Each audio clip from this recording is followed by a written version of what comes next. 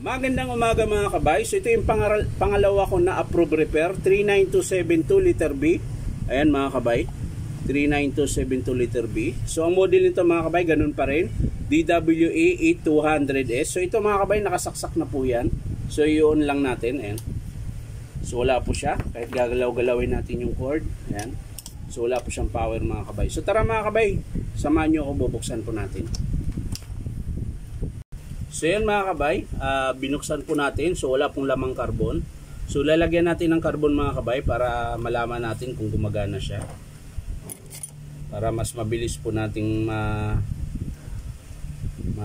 ano kung anong talagang sira. So yan, lalagyan natin siya ng carbon.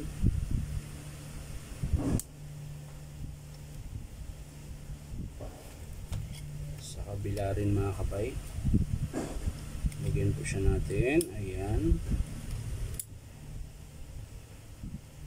Tapos testing natin ulit.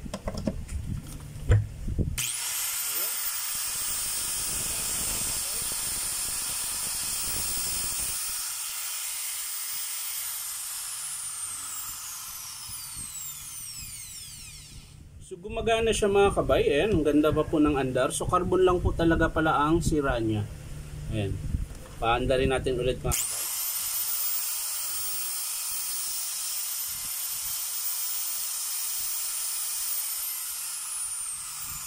Yan mga kabay, kuha tayo ng carbon. Yun lang po ang sira niya. So tara. So yan mga kabay, ito nakakuha na po tayo ng carbon. Ayan. So hindi ko alam tong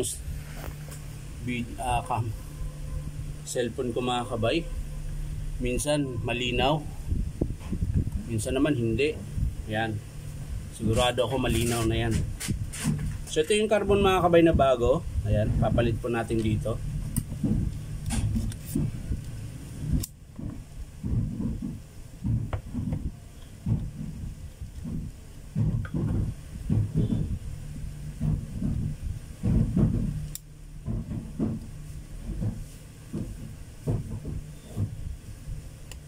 Yan.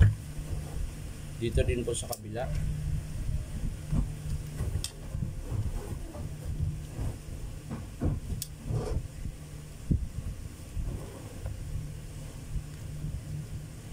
So yan mga kabay, okay na. So paanda rin natin ulit.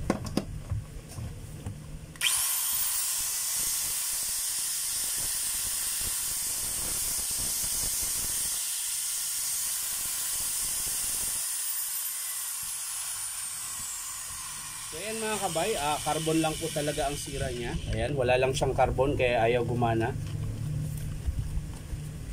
So maganda mga kabay dahil hindi na tayo pinahirapan. Ayan. So mabilis nating natapos ang ating estimate mga kabay. Ayan.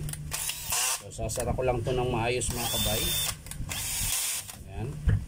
Tapos testing natin ulit.